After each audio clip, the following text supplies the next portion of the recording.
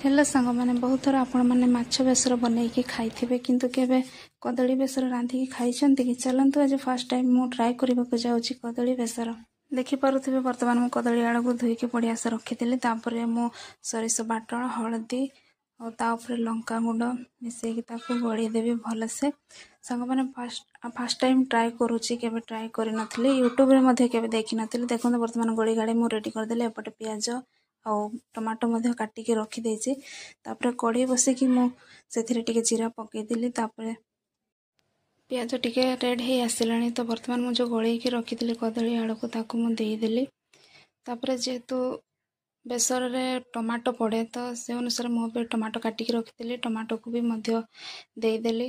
तो ये रेसिपी मो निज मनरू मु करिछि कौन यूट्यूब रे मु देखी ना।